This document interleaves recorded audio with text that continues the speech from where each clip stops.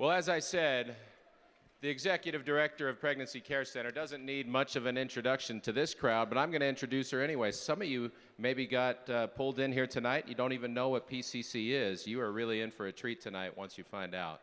But let me tell you a little bit about the Executive Director, Christy Burkhart. She was raised by her Christian parents on a farm right here in the valley. We have some other farm families in the house, just a few. Oh, don't be shy. We love our farmers here. But the real cool thing with Christy's story is the hand of God in her life. Her mother had an adoption plan for her before she was born, and she was literally airlifted out of Arizona and within 48 hours placed with the family right here in the valley in Dinuba. And if you think back to that, who knew what she was going to do with this ministry, but God knew. She's a Fresno State grad. She and her husband, Chris, are both Bulldogs. They're proud of that. And her journey with PCC started more than 20 years ago. In 2000, she started as a client advocate. Then a few years later, she became a health educator for the Mendota Project from its inception. She started sharing sexual integrity education in the community for nearly a decade. And in January of 2009, she got the call to be the executive director. If you know her, you know that she has a heart and a passion to serve women, families, and youth, and to build a culture that honors life in her community and state. She's also on the executive board on the California Alliance of Pregnancy Care. And she and her husband, Chris, who are here tonight, they've been married since 1989. Their two grown daughters are now married, and together they've given Chris and Christy 6 grandchildren.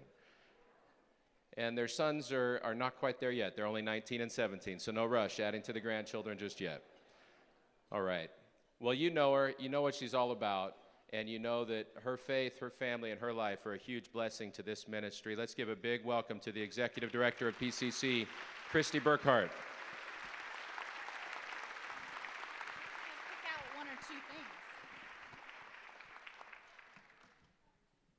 Thank you, Paul. Seriously, I said, just pick out like 1 or 2 things to say, and he said a lot. And but you know what? Tonight's not about me. Tonight is about Pregnancy Care Center, and particularly for the Lord. So I am really excited to be here. It's always an honor to represent Pregnancy Care Center. PCC is vitally important to the community and to God's kingdom. And I'm so excited to share so much with you.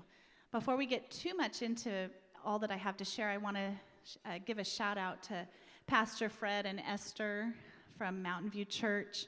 I don't even know where you are. Oh, there you are. Hi. I'm so thankful for your guys' partnership and for hosting this event again this year. You guys just stand behind Pregnancy Care Center, and we love you. And I know that Paul gave a shout out to everybody behind the scenes, but I just love having the youth servers here. They're really my favorite part of the night because I know that as they're here serving, they're also learning about the sanctity of life, and that's instilling that in their hearts. And so that's always a huge thing for me to have them here. And while I stand here in front of you, there seriously is an army behind me that is preparing everything for tonight. And I want to give just a thank you to Madison and Bethany and Elena and Joe on the admin team. But all of my staff team is here today, or we have a pastor's event tomorrow that they might be here for.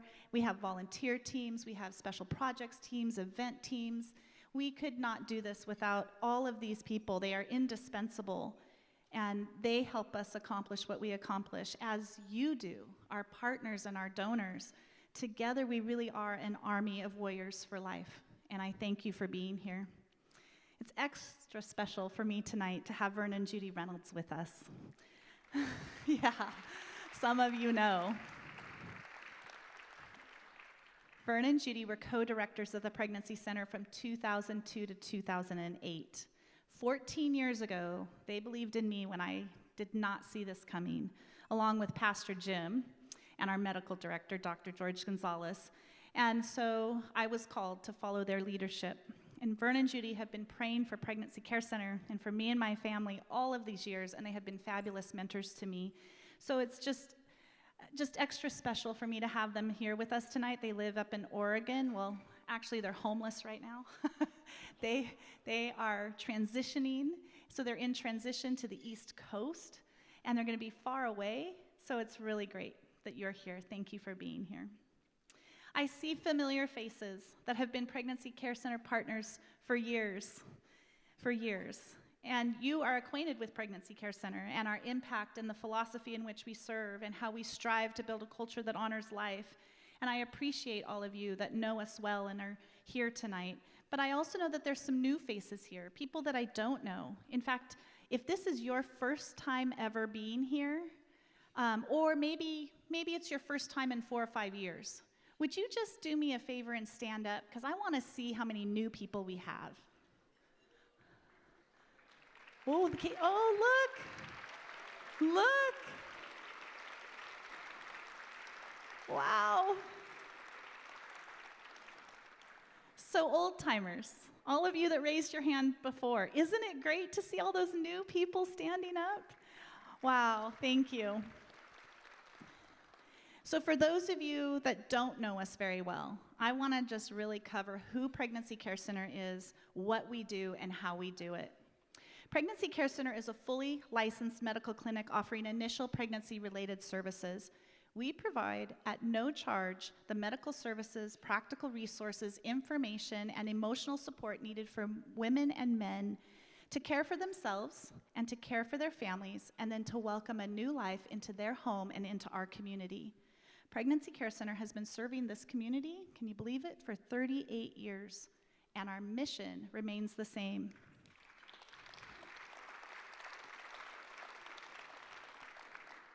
First and foremost, our mission is to provide compassionate help and hope to women and men experiencing unplanned pregnancy.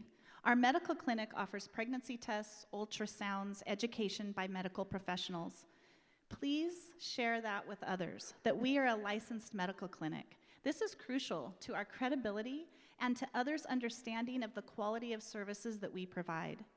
In addition, we offer advocacy, pregnancy option education, classes, resources, and referrals for both women and men. And then that is done by trained advocates that are always ready to serve. The second part of our mission is to educate our community regarding sexual integrity and healthy relationships. We offer presentations through our HOPE team, and HOPE stands for Healthy Options in Prevention Education. We share our curriculum in youth groups, continuation schools, even the Juvenile Justice Center, and really anywhere that the invitation comes from.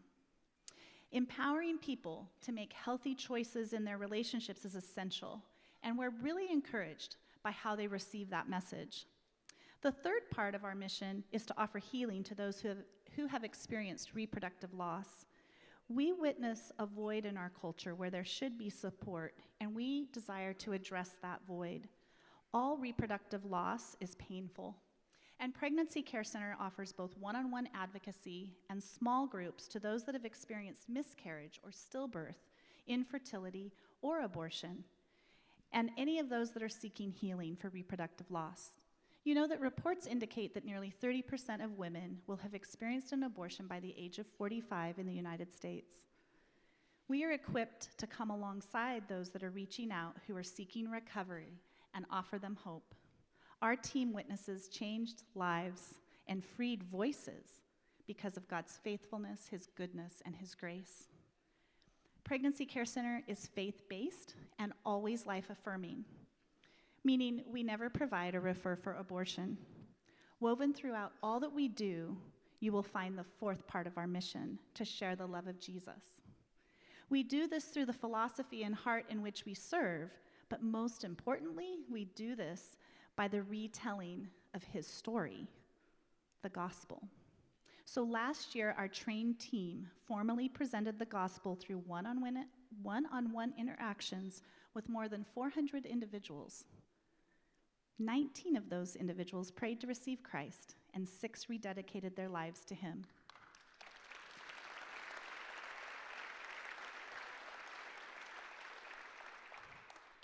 Our services are always free and always confidential at each of our 3 clinics. We provide nearly $1 million worth of free medical services, education, and material resources to our community every year. Yet, we receive no state or federal funds. PCC is independently funded by this community. You prepay for the life-affirming services that our clients receive.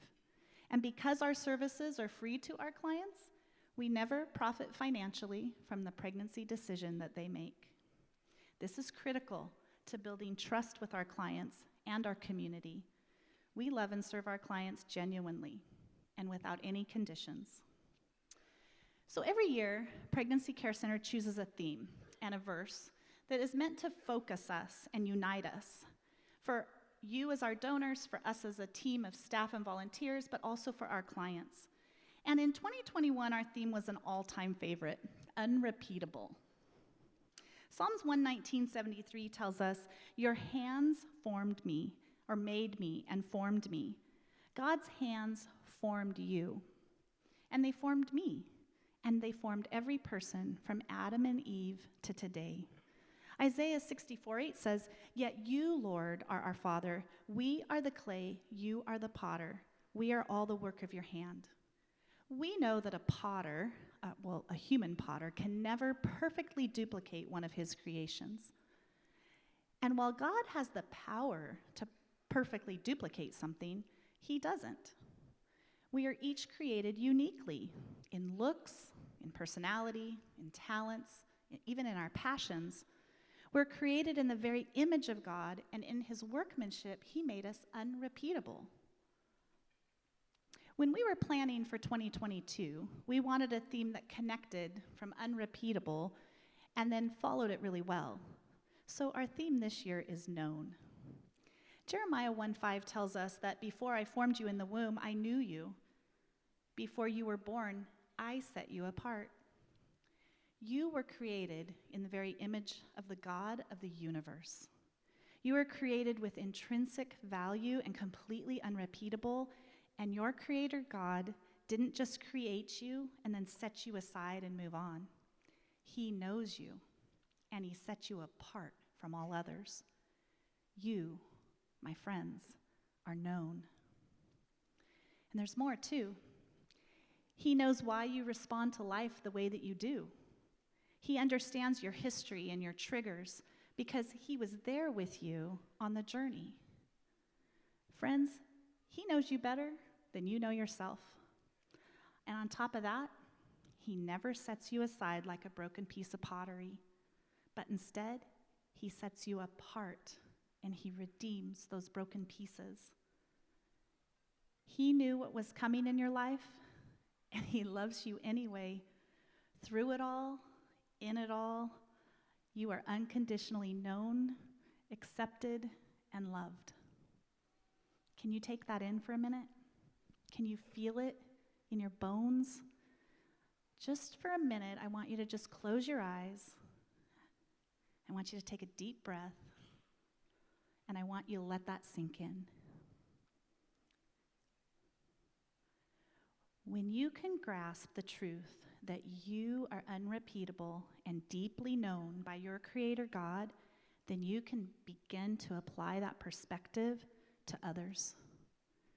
You, or better yet, we, can recognize that all human life is unrepeatable, known, precious, and sacred.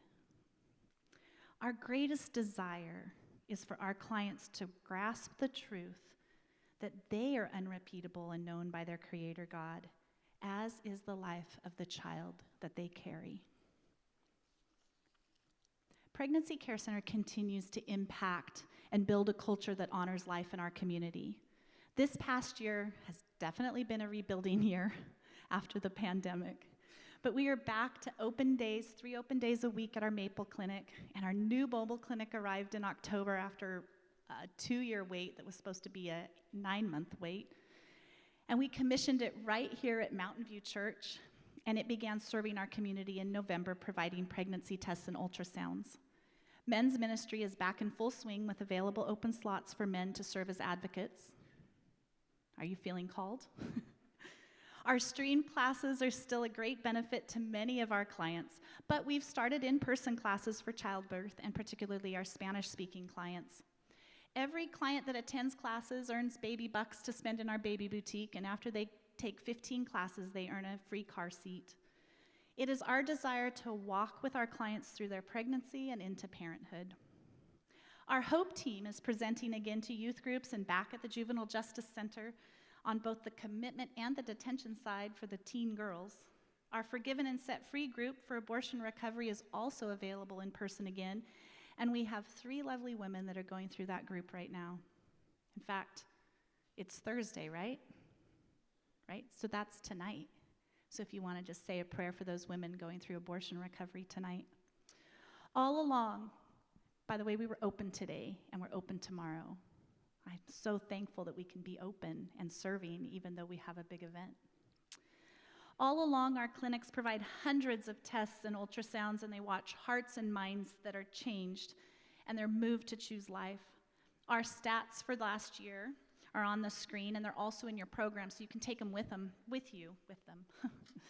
And we can't forget that there are clients who have negative tests or who come only for resources or for classes, because every day we got to count all those people because those lives are being touched and hope is extended to them. Oftentimes, the women and men receiving our services are not aware of our values and our faith when they walk through our doors, but they undoubtedly are aware when they leave.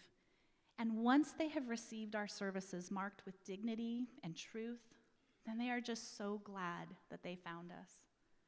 This past year, Kelly, our director of nursing, and Dr. Gonzalez, and our board of directors, they all recognized that there was a need for Pregnancy Care Center to become an abortion pill rescue network provider. That's a lot to say, abortion pill network.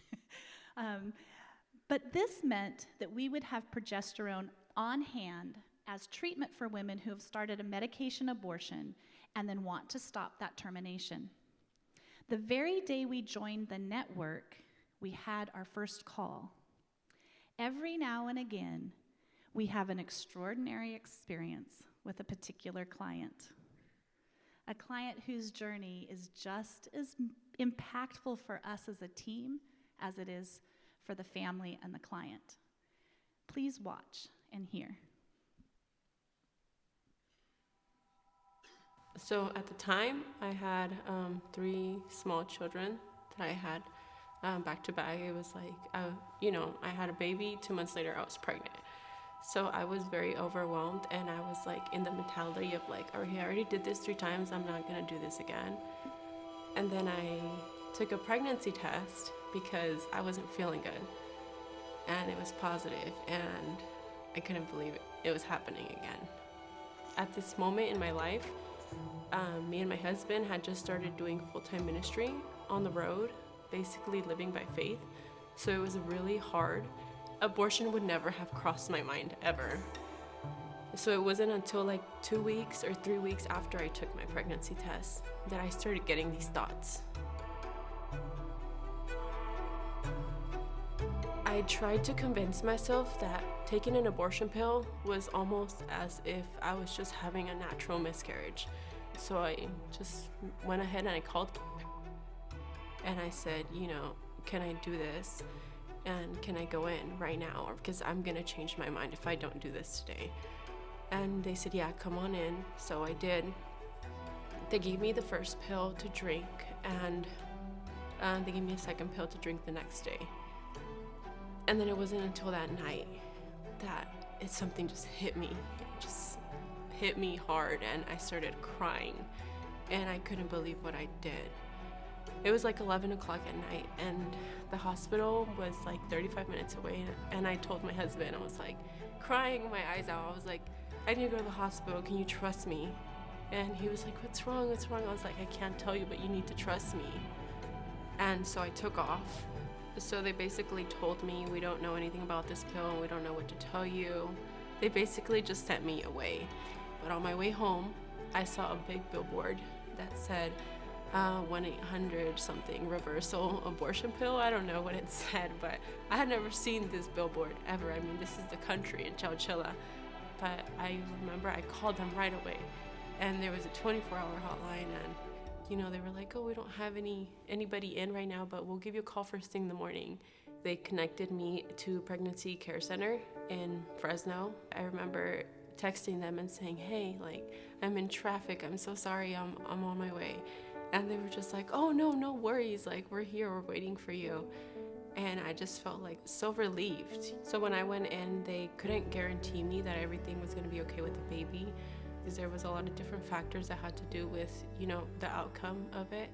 But they said that they would start giving me the progesterone weekly, along with an ultrasound, to make sure that everything was looking good. And then after about 2 weeks and, 2 ultrasounds confirming that he was okay, we started getting more helpful about the outcome of the pregnancy. The staff at Pregnancy Care Center was amazing to me. I mean, it was the first people that I could open up to about what I did, and instantly I just fell in love with my advocate and my nurse, because they were so loving with me and so kind and reassuring me everything was going to be okay, and they would pray with me, and it was just really nice.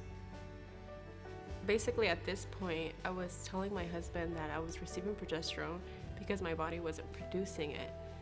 I wasn't ready yet to tell him the truth about what I did, just because I still couldn't believe I did it, and I was really ashamed. And it wasn't until a week after David was born that I was able to tell him the truth about everything. I just looked at him and I was expecting a yell, something, hurtful words, anything.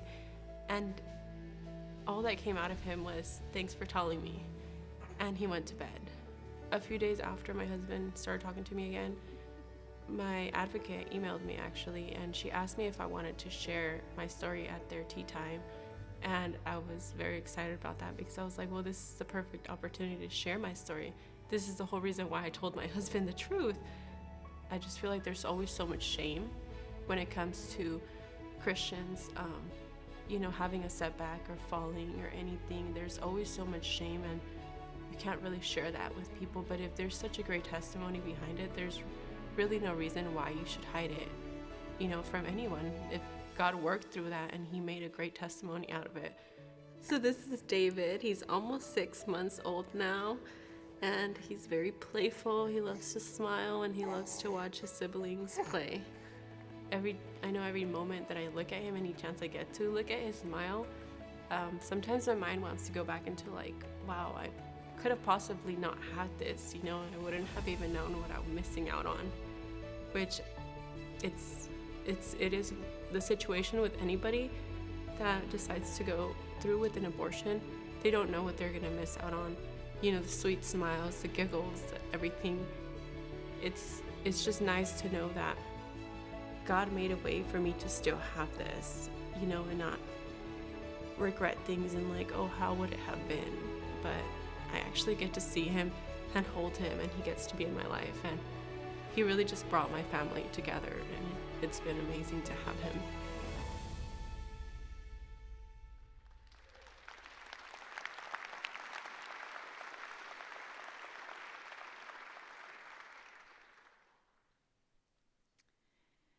Aziri, are you here? Where are you? Benji, are you here? Can you guys stand up for a minute?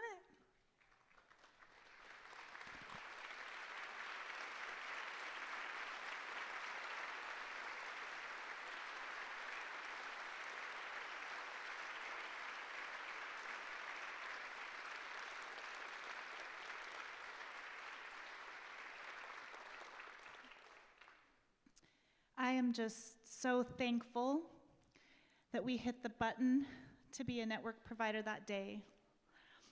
Dr. Gonzalez and Dr. Holmes, they were already doing APR services. But that day, we got to connect with Aziri and Benji, and we got to be a part of David's life. And we're really grateful for that, because they have taught us a lot. They have taught us how to step up and be even braver, right? And I just really thank you for sharing with us your story of how God has loved you through a really hard time, Aziri. and how you are willing to say, no, this is why I told my husband, because I know other women need to know this story. PCC, being an abortion pill rescue provider, is vitally important to our community. In recent years, the abortion pill has become the go-to method of termination, and it's available through telehealth and mail order. Planned Parenthood's reporting and statistical arm, the Guttmacher Institute, reports that somewhere around 80% of abortions occur during the first trimester of pregnancy, which is when you can use the abortion pill, and that more than half of the abortions in the US are medically induced. Untold numbers of women are taking the abortion pill without counsel or time to think about their pregnancy options. Often, they quickly regret that decision, and they need help immediately to reverse the process. We are that help. Friends, I want to leave you with just a couple of important takeaways tonight. First of all, if our vision is to build a culture that honors life, then we cannot forget that all people are unrepeatable and known image bearers of God. Each person has intrinsic value and is deserving of dignity. Secondly, I want you to remember that the philosophy of PCC is to serve precious women and men in an effort to empower them to make fully informed decisions regarding their pregnancy, their lifestyle, and their healing. More women and men must know that we exist. One of our 4 goals, there's some goals in your program, is to increase our advertising and impact more people. And finally, I want you to remember that your partnership is essential. Your prayers provide covering for our team. Your volunteer hours help us to be good stewards, and they allow us to be efficient and effective. We have an information table out in the lobby, and you can pick up information at the end of the evening. Pick up a volunteer packet, or speak to the team about our next volunteer orientation that's coming up in a couple weeks. We have a growing need for part-time staff. Currently, we're ready to hire a part-time mobile clinic driver, coordinator, that will help train other drivers that are volunteers and help keep the unit out there every week. We need Hope Team presenters who can go into those schools and youth groups and JJC. So maybe consider your calling and let us know if you're interested. And friends, your financial support keeps our doors open. Your gifts this year will not only increase our advertising, but also help to grow all of those programs and all of the teams that we have, including Men's Ministry, Hope Team, Reproductive Loss. They will provide the pregnancy tests. They will provide the ultrasounds. And they will also allow us to share the gospel and impact God's kingdom. And because of our generous underwriters and sponsors tonight, the cost of tonight is 100% paid for, so your gifts go directly back into the ministry and into those programs. So thank you. Thank you for being intercessory prayer warriors for us. Thank you for your volunteer hours and your financial support. You allow us to be a safe place where education and truth is offered in love and with compassionate boldness so that hope in the lives of our clients can flourish. Lives are being impacted for life and for life eternal. Thank you.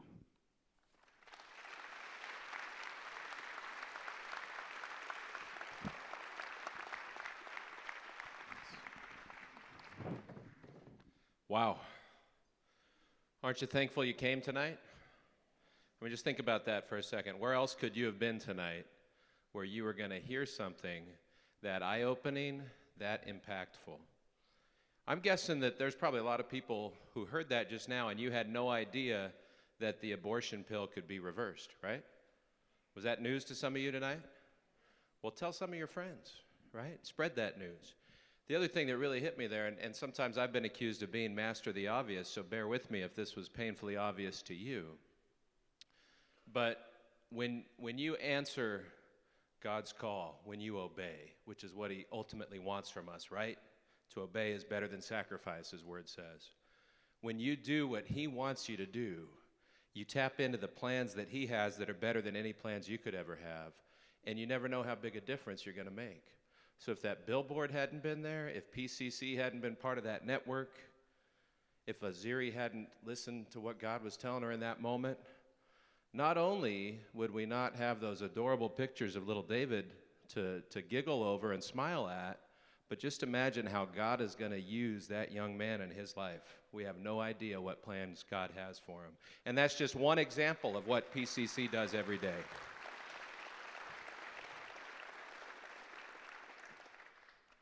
But I won't keep going, don't worry. We have a much better speaker for you now, the keynote speaker who I have the privilege of introducing to you tonight. Dr. Mark Newman, maybe some of you have heard him before. Dr. Mark Newman is a demanding communication trainer, an incisive pro-life apologist, president of Speaker for Life, and author of a new book, Contenders, a church-wide strategy to unmask abortion, defeat its advocates, empower Christians, and change the world. He's spoken at virtually every major pro-life conference in the country.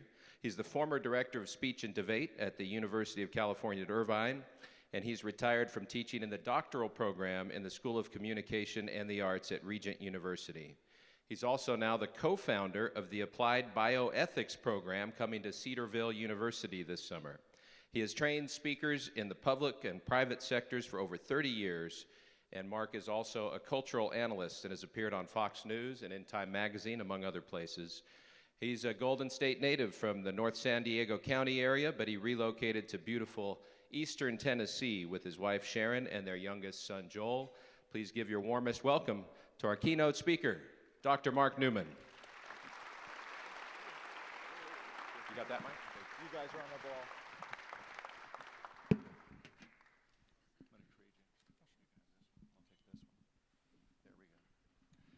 Okay, I saw the list of the people here who were, you stood up, you're the first timers, so you're safe. The rest of you, how many of you were here back in 2015 when I spoke at this event? Stand up. You just stand up because Christy's going to hand out the quiz.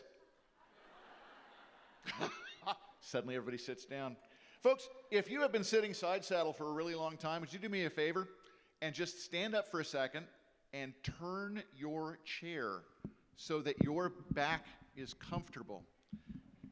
I've told people for years, I'm a college professor, this is a night class. Christy told me I have 3 hours. They always laugh. Yeah, I'm a little taller.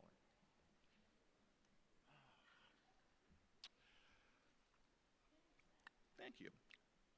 I was in Michigan not long ago, had an opportunity to speak and do some training work with a young man named John DeLang, who told me a story about a woman named Mary, who I subsequently got an opportunity to get on the phone with and confirm the following story.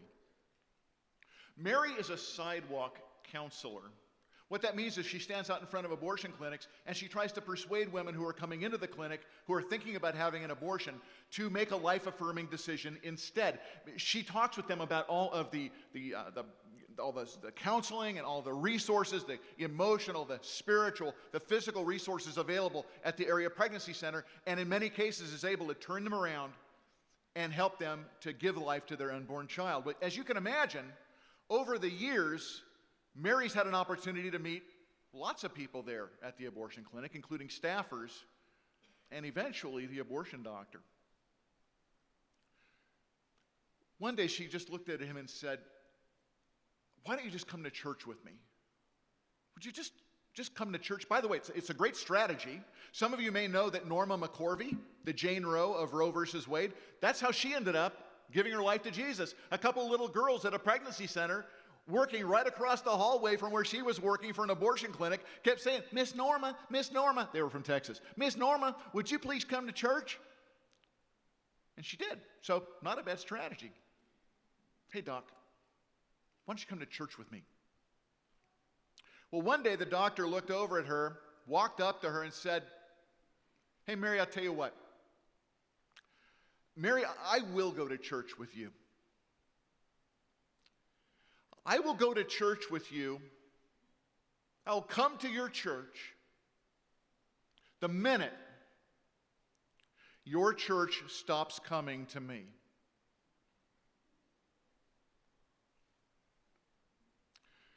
He wasn't making a political statement. he was making a metaphysical statement. What he was saying was, Mary, you and your church, you say that you have the answers to all of life's most pressing questions, but I know you're wrong. You think you got it in that little red book of yours. No, you don't. And I know this because when your people really face what they perceive as their life's most pressing question, they don't come to you. They come to me. I solve their problems, not you. Now, you can tell him all day long he's wrong, but I'm telling you right now, his experience tells him that he's right. We are in a battle. Since 1973, that battle has resulted in the deaths of over 62 million unborn children. And it has scarred countless numbers of men and women. Yes, it has political implications. I totally get that. But it is primarily a moral and a spiritual battle. Tonight, I'm going to ask you to choose to be a contender for the lives of unborn children who, by the way, just like you, are created in the image of God, and for the lives of the men and women of our community right here in Fresno, here in the county. And I have to let you know, as somebody who grew up in a Marine Corps family, my father was a retired lieutenant colonel in the Marine Corps, I know a little something about how to win a battle. When you want to win a battle, you've got to be able to answer three key questions. First, what are we up against? Why does it matter? And what must we do? We have to ask ourselves, what are we up against so that we can prepare properly? We have to ask ourselves, why does it matter? Because, folks, even if you're up against a great enemy, but it really doesn't have a whole lot of impact, why go to war? But once you know who you're up against and that it matters, the most important thing is to know what you must do. Some of you are looking at me, what are we up against? What are you talking about? Almost never hear about abortion in the media. Oh, I mean, unless it's to ridicule pro-lifers. Right? Never hear about it. There's a virtual media blackout dealing with almost anything related to abortion. So for many people, it is literally, it's just an issue. That's what many people think about abortion, right? It's just an issue, a political issue. You might remember Bill Clinton way back in January 22nd, 1993, on the 20th anniversary of Roe versus Wade. In 1993, we're coming up on the 50th anniversary of Roe versus Wade. When he signed legislation to literally export abortion advocacy to other countries around the world, what's called the Mexico City policy, he said, our vision should be of an America where abortion is safe and legal, but, anybody remember the last word? Rare. I gotta let you know something. Abortion choice advocates, they no longer speak this way.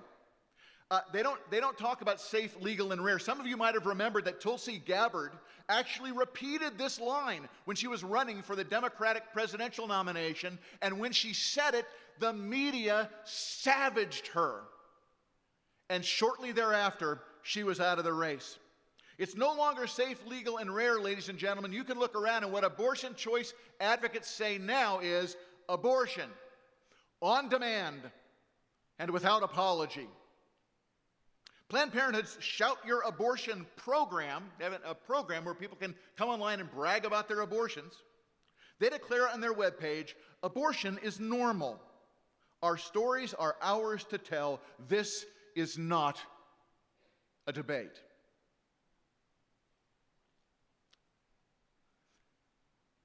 And some of them just positively revel in it.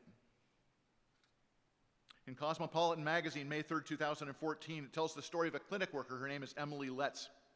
She was an advocate there. She would counsel with women to have abortions in the same way that we counsel with women to make life-affirming decisions.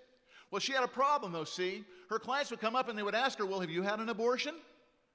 And she says in the article, well, unfortunately, no. And so she was really excited when she found out her boyfriend got her pregnant.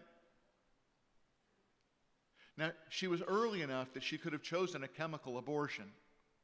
But because she wanted to be able to bond with her surgical clients, She chose to wait until she could have a surgical abortion. And that wasn't enough. She decided to set up a camera crew and have it filmed. By the way, they say that they filmed her abortion. They did not film her abortion, ladies and gentlemen, I guarantee you.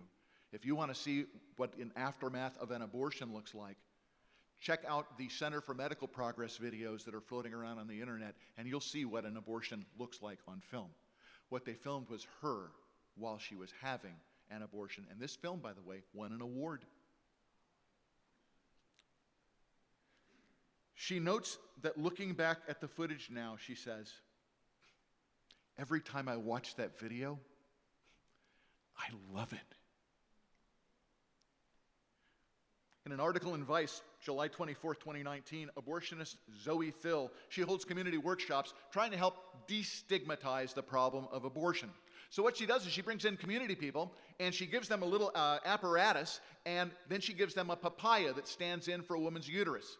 And she shows them how to perform an aspiration abortion on the papaya. She literally has them slide the cannula into the papaya, hoping, of course, it doesn't burst through the other side, which, by the way, if it were a real uterus and a real cannula, would lead to a life-threatening complication. But she laughs when one of her people does it, and she says, oh, we don't shame perforators here. And then when some of her clients successfully aspirate the seeds out of the papaya, she looks at them and she says, it's even more satisfying when it's a real abortion. On January 22nd, 2019, Governor Andrew Cuomo signed legislation making abortion legal throughout all 9 months of pregnancy for any reason whatsoever, at taxpayer expense, if the woman is a minor without parental knowledge or consent. And to express their joy at placing Roe versus Wade inside of New York law, they lit up the World Trade Center with pink lights, which I find unbelievably ironic.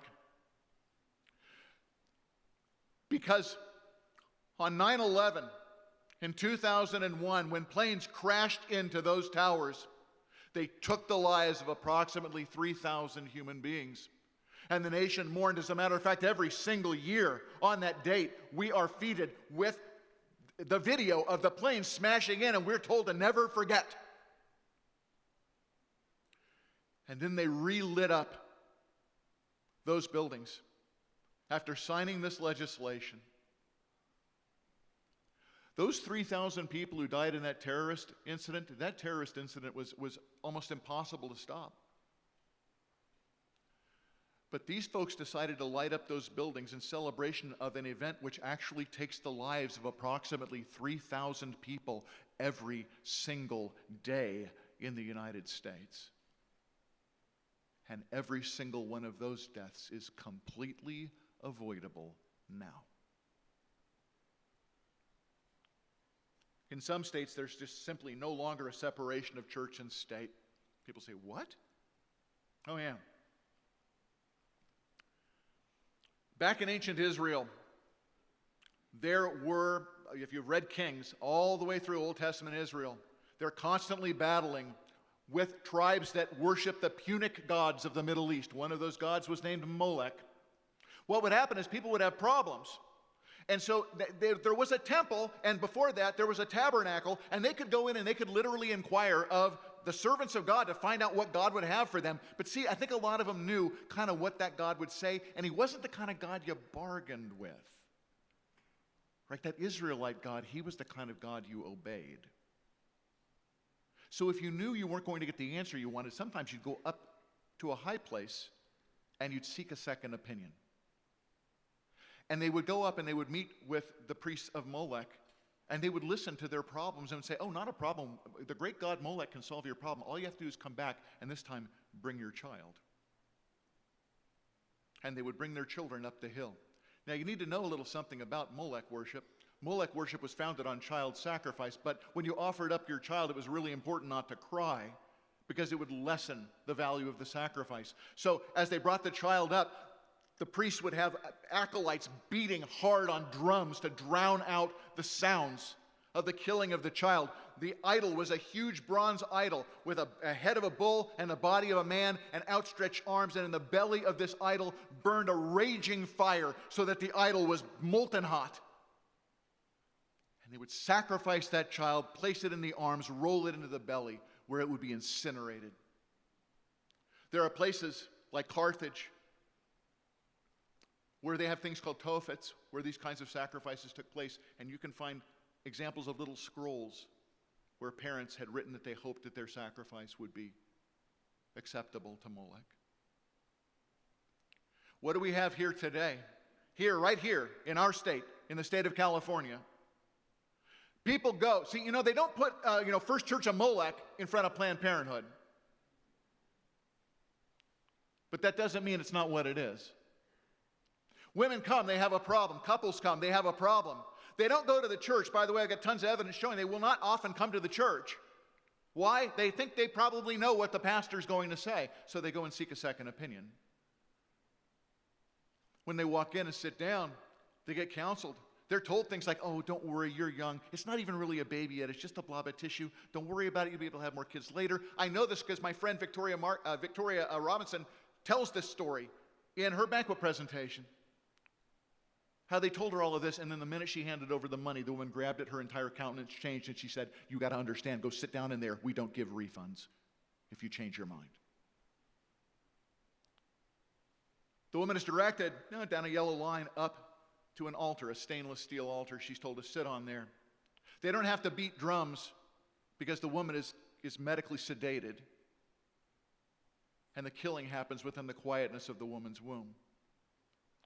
The doctor takes specialized surgical instruments designed to take that child apart piece by piece out of her mother's womb, and then places it on a light board to make sure he got all the parts. Right? Not a blob of tissue, baby parts. As a matter of fact, a lot of times they'll look at those baby parts and see not medical waste, but profit. And so what was a blob of tissue is now valuable human tissue. But if they don't sell it for research, do you know where it goes? It goes into a medical incinerator. Sound familiar? Folks, we have opponents who don't just want abortion to be legal, they love abortion. It satisfies them, and then they celebrate it. This is something that would have been unknown to us. Those of us who've been in this movement for 30 years, we started at the safe, legal, but rare part. To think that we would actually live in a nation that celebrates and has parties when states encode Roe versus Wade into their legal framework would have been unknown to us 30 years ago, but it is commonplace today. What we are up against, ladies and gentlemen, is a death-celebrating ideology which has found its way into the mainstream. It is championed by our government. It's championed by the media, some in the medical community, our educational establishment, and I hate to tell you, it is championed by some churches as well.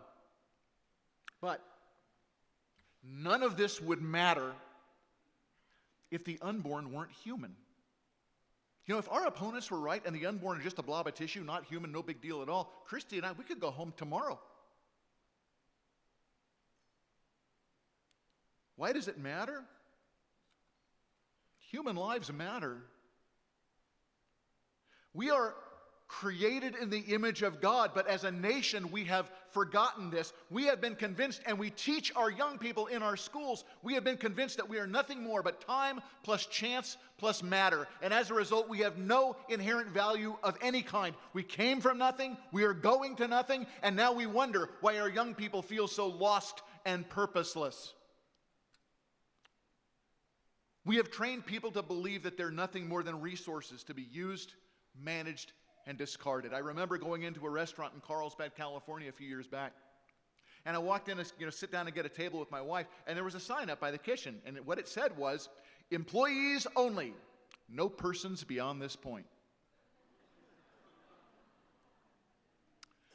I had to complain to the management 3 times before they finally took it down. Employees are persons. You are persons. and the unborn child being formed in the womb of his or her mother. They're persons just like you. Katha Pollitt, in her abortion advocacy book, please don't go out and buy this book. My freshman debaters could have crushed her in a debate. It's very poorly argued, but she says, we shouldn't be concerned about a clump of cells no bigger than the period at the end of a sentence. But embryologists, when I want to find out things about what's going on in a woman's body, like during pregnancy, I want to go to talk to real doctors, like medical doctors. And then if I really want to find out, I drill it down and I want to hear about embryologists because they study embryos.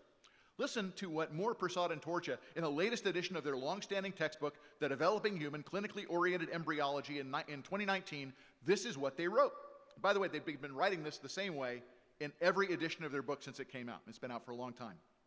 Human development begins at fertilization, when a sperm fuses with an oocyte to form a single cell, the zygote. This highly specialized, totipotent cell, capable of giving rise to any cell type, marks the beginning of each of us as a unique individual.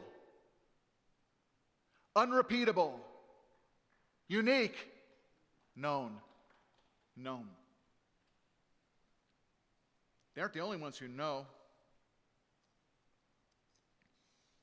This is a brochure called Plan Your Children for Health and Happiness. It came out prior to 1963. How do I know that? Because it's got an address on the back, and it doesn't have a zip code, and that's when zip codes came out, was in 1963. It's a question and answer format about birth control, and they ask the question, birth control, is it an abortion? Definitely not. An abortion kills the life of a baby after it has begun. It is dangerous to your life and health. It may make you sterile so that when you want a child, you cannot have it. See, they knew back prior even to 1963. Oh, and that's not all. I got this other brochure. This is called The Gift of Life. It's great. Published in 1951, even farther back. It says if one of the male sperm meets and unites with an egg cell, a new life begins. So this isn't something we just discovered. It's something we've known all the way along. By the way, and who knew that? Well, see, both of these brochures were published by Planned Parenthood. Planned Parenthood Federation of America. When people tell you we do not know when human life begins, they are lying. And by the way, when human life begins, it is not my personal opinion. It's a medical fact. Human life begins at conception.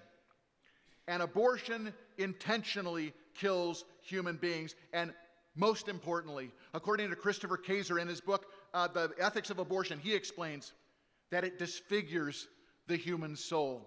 He writes, to do anything morally wrong is to disfigure oneself in a moral sense. And the more serious the wrong chosen, the more serious the disfigurement. After the choice of abortion, many women bear a burden of guilt that is for some never terminated. I cannot tell you how many times I have spoken and had men and women, oftentimes as couples, but sometimes women coming by themselves, men coming by themselves, to confess to me for the first time in their life. They said, I've never told this to anyone, and they have been carrying the burden of their abortion for 20, 25, 30 years. Folks, abortion is a sin, and many people, even many people in the church, have fallen into it. Many people have had abortions. Many other people who have not themselves had an abortion have participated in the abortions of others. And it is not my intention here tonight to pile guilt on anybody, but to declare to you the path of freedom. Right? It doesn't matter what you've ever done. I don't care if it's abortion or anything else. The cross of Jesus Christ and the blood that he shed there is sufficient to forgive any sin. Jesus simply asks for confession and repentance, and he will gift you with forgiveness and healing and restoration. Amen.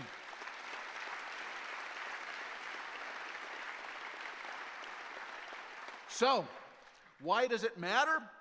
I know a lot of people say, I know this sounds really, really good, but I know the abortion issue is like so complicated. I don't know if I can go out and talk about it. Actually, it's really not that hard. And by the way, what I'm about to tell you, you're going to notice I don't cite a single Bible verse. So in case people are telling you you're shoving your religion down their throat, not true. You can lay out the entire case for abortion in 3 simple sentences. Right? If you had logic class or philosophy class, you know this as a syllogism. A syllogism is a kind of argument where, if the premises are true and the argument is framed in a valid way, then the conclusion is inescapable. So here it is. It is wrong to intentionally kill an innocent human being. By the way, if you can't find somebody willing to stipulate that, move away slowly. Right? It is wrong to intentionally kill an innocent human being. Abortion intentionally kills an innocent human being. How do I know that? Planned Parenthood says so. Well, if it's wrong to intentionally kill an innocent human being and abortion intentionally kills an innocent human being, guess what the conclusion is? Then abortion is wrong. That's the pro-life case. It's not hard to make. Knowing, though, what we're up against, even knowing that it's a grave evil, knowing why it matters, right? The stakes in this are incalculably high. It creates in us an obligation to act. In James 4:17 it says, therefore, to one who knows the right thing to do and does not do it, to him it is sin. So, for those of you thinking you're going to be able to get out of here without pulling out your checkbook, too late. So, what must we do?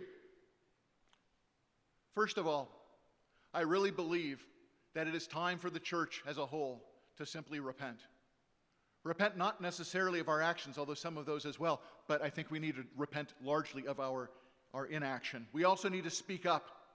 I want you to remember, right, wasn't that long ago, 2 years ago, right, COVID hit. Did you see what the church did, right? Oh, all those vulnerable elderly people. So you know what we're going to do? We're going to close our doors. We're going to scramble to learn a bunch of new technology. We're going to learn how to stream our stuff out, and we're going to learn how to interact with people, right, via the internet and stuff.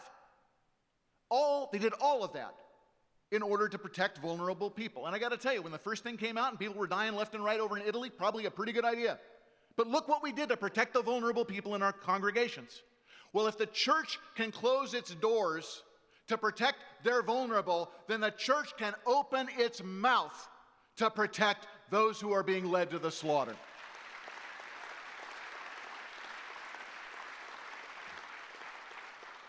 So we need to speak up, and then finally we need to rescue. The scripture tells us that we're supposed to rescue those who are being led to slaughter. Job tells us that we are to break the jaws of the wicked, and we're supposed to snatch the prey from his teeth.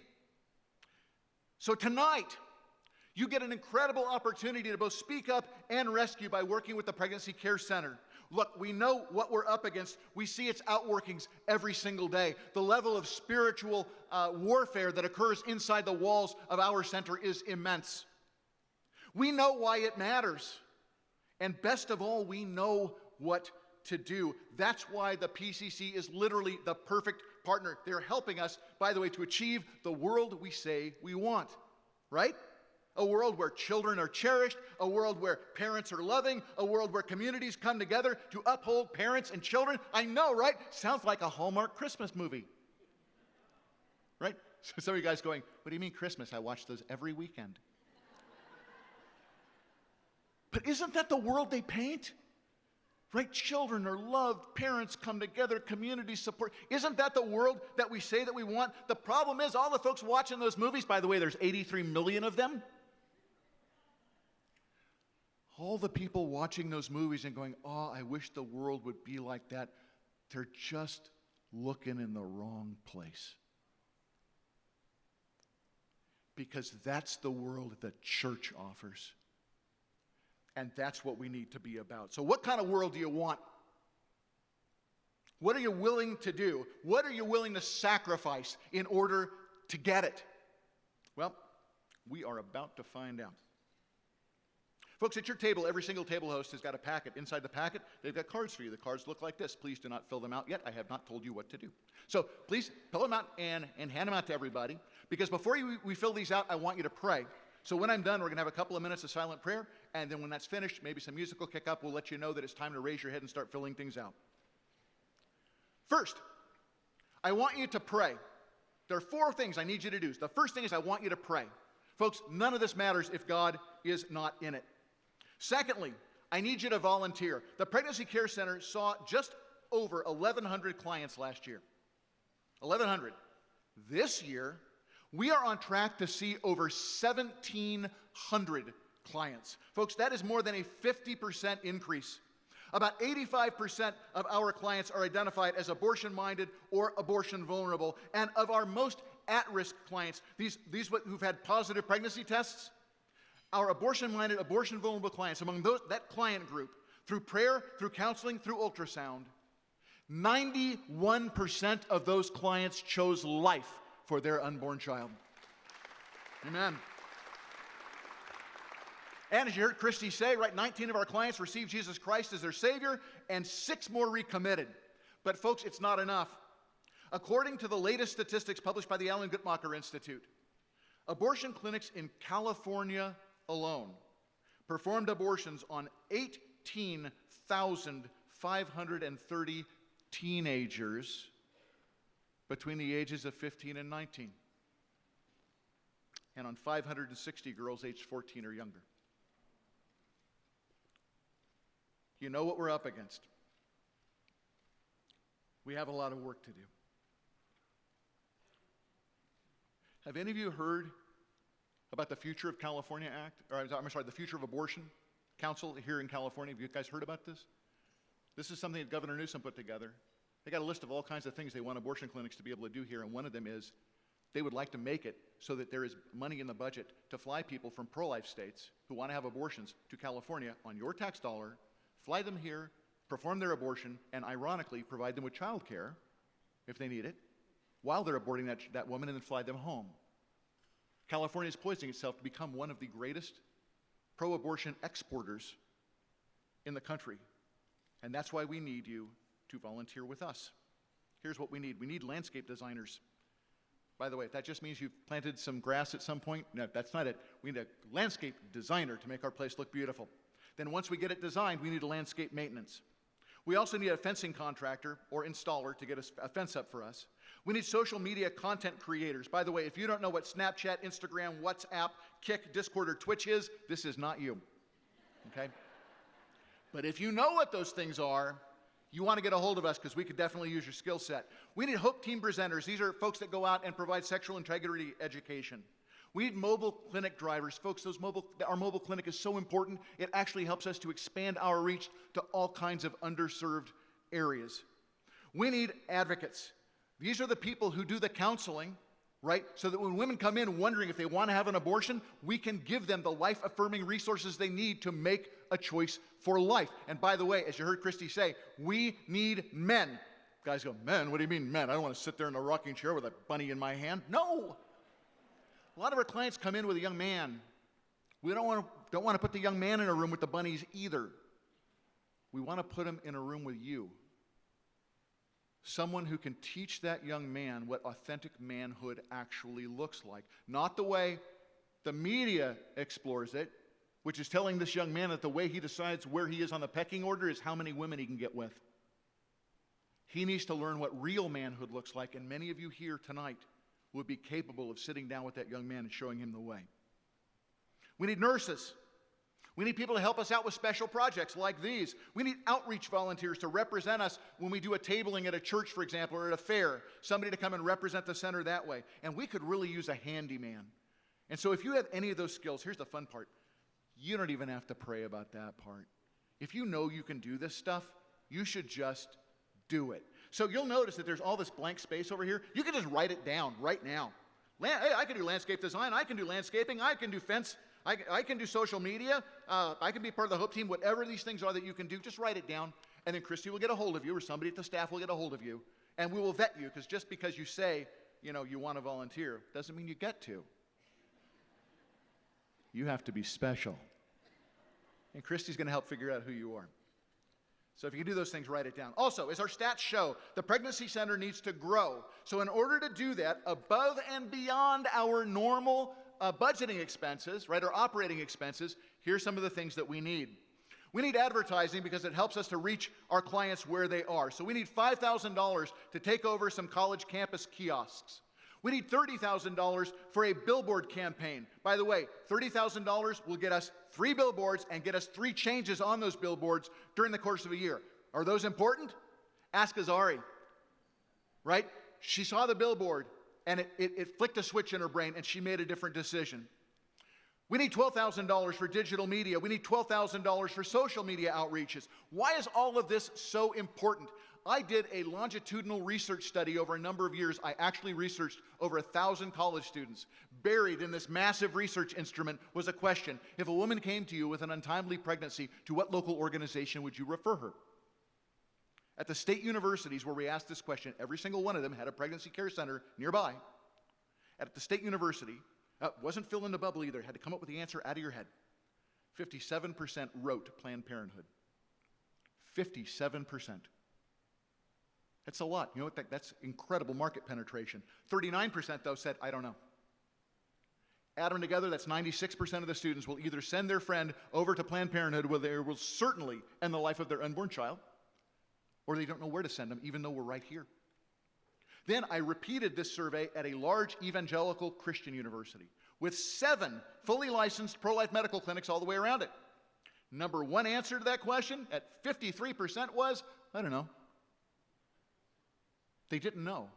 But the number two answer at 42% was Planned Parenthood.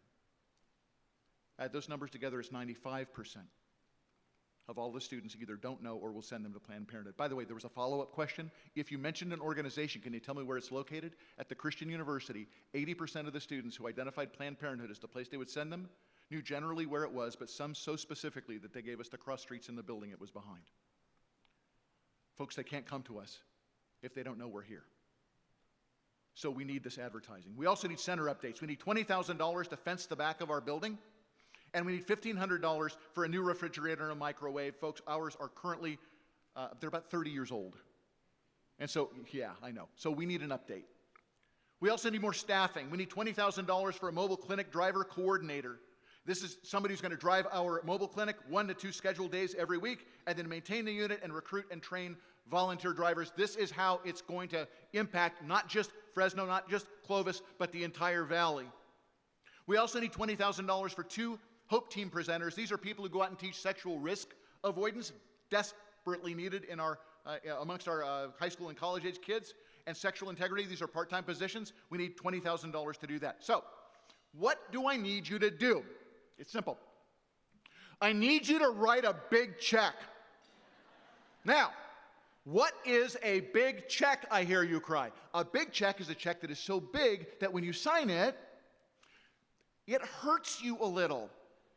Now, I don't know you from Adam, right? But I'm going to tell you, statistically speaking, I'm looking out at this crowd, and I'm telling you, there are people in this room right now who could easily write a check for $10, $20, $50, even $100,000. There are people in this room who could completely underwrite our entire outreach campaign and not even blink. I will tell you, however, there are people here tonight, if you wrote a check for $500, it would represent a titanic sacrifice. I've got no idea who's who in the room tonight, but I know 2 people who do. God and your spouse. Gentlemen! Guy's going, wait a minute, I told my wife I would escort her to this women's ministry thing. Gentlemen! I know what has happened. Our culture has told you this is not your issue, right? They told you to butt out. If you don't have a uterus, you don't get an opinion. That's what they tell you, right? And so they say, sit on the sidelines and shut up. But they don't do that to their men on their side. No, they don't. The men on their side, do you want to know what they do? They invite them in. They want them to give money. As a matter of fact, the Playboy Foundation is a long-standing supporter of Planned Parenthood. Do you want to know why? It's because they're living out their principles. They believe that women are sex toys, and if you break one, you can get her fixed for about $600. Gentlemen, I'm going to challenge you here tonight to step up. Ladies, I'm going to ask you to do a brave thing. If you are here tonight by yourself, that's awesome. Write the check. But if you're here tonight with your husband, I want you guys to pray together. Gentlemen, I want you to write the check. Some of the guys are looking at me going, I haven't written a check in 20 years. Ladies, you can help. But gentlemen, I want you to come up with the amount, because you and I both know that in some instances, you're the hand on the regulator. And you've never thought of this as your issue, because you've been told not to. But we just don't need permission tonight from the men in the room. Gentlemen, we don't need people to come by and pat us on the head. What we need is men who will champion the lives of their unborn neighbors through the ministry of the Pregnancy Care Center. And we want that to be you. So, that's 3 things. You said 4. Yes, here's the 4th one. In addition to our generous gifts, we need monthly support. We need to know where our money for our routine expenses is going to come from. Again, some people in the room, you could pledge $1,000 a month, some $500, some $80, some $50, I don't know. We currently have 300 monthly supporters here in the Fresno area for all the work that we do. There are about 450 people in this room tonight. Folks, I'm just going to ask you, join us. Join us. Be part of this monthly experience where we get an opportunity to speak into the lives of people in incredible distress and help lead them toward life. By the way, not just physical life for their unborn child, but in many cases, eternal life. So we want you to invest in that. I want you to pray with your spouse. If you're here with your spouse tonight, pray to God. If you're not, about an amount you can really give. One last thing. If you had an interesting time tonight, sometimes it's hard to say a great time because we talked about a lot of pretty dark things. If you had an interesting time tonight and you're looking around the room and you're thinking, oh man, I wish these people would have been here. Just write table host on here and we'll contact you. And next year for this event, you can bring your friends. And then maybe we'll have to do a back-to-back event because there'll be so many people who want to come in and support the work of the center. When you're done, I want you to take your big check, your generous pledge cards with your volunteer assignments. I want you to fold them up. Do we have envelopes? We don't have envelopes, right? Just fold them up with your check in here, place them back in the big envelope, and then, table hosts, what you're going to do is you're going to see somebody up here and then two people at the other side. They're going to look like they're at a rave. They've got glow sticks, right? And so find the people with the glow sticks, and then you can, once all of your smaller pledge cards are back in your big envelope, please take it over and drop it with them. And then please come back to your table because the pastor is going to come and pray us out. Folks, everybody, I think deep in their heart, everybody wants to be a contender. And tonight, I think we all understand what we're up against. Tonight, I think we all understand why it matters. The only thing that is left is to actually go out and do that thing that will make a difference. Folks, we are in a battle for the lives of our unborn neighbors. We are in a battle for the lives of the men and women in our community. So now I just want us, we're going to bow our heads, we're going to lift our hearts to God, and then when you hear the music come up, or when you hear somebody come up here and tell you, that's when you're going to know it's time to lift your head and act as God watches and leads. So we're going to have a couple of minutes of silence. If you're here with your family, please hold hands and pray together. If you're here tonight by yourself, just lift up your heart to God, and let's pray.